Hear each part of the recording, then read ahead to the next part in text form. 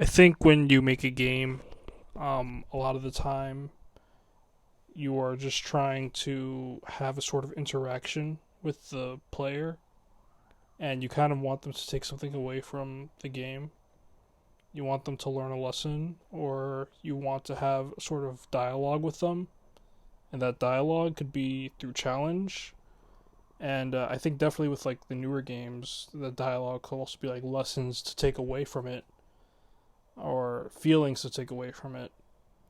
And so that is really what is very magical about games. I think um, if if it's super challenging, then there's a sort of dialogue that's been established where the player could really try to overcome this challenge, or they can, you know, walk away from it if it's too much for them. It didn't necessarily give me like an emotional impression all that much. It felt almost like a comedy game because the dog just I sacrificed the dog. The dog fell in the water with the generator. They're like cartoon scribbles, and they just kind of fall off and die whenever you run near the hurricane.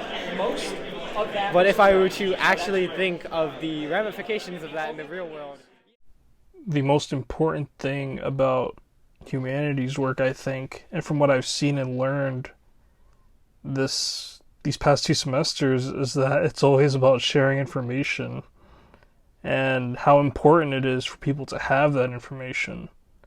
And so the great thing about arcade games is that anyone's always going to share information with like the person right next to them.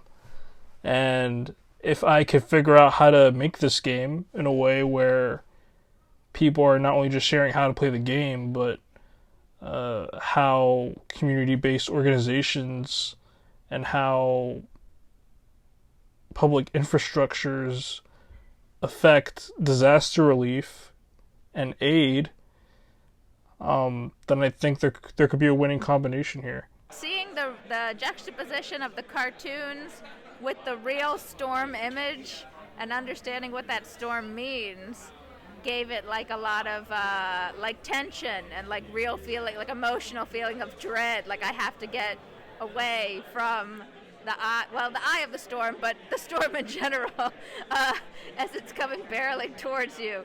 It's like in a way more terrifying than like just having like a Pac-Man type thing coming at you, a ghost.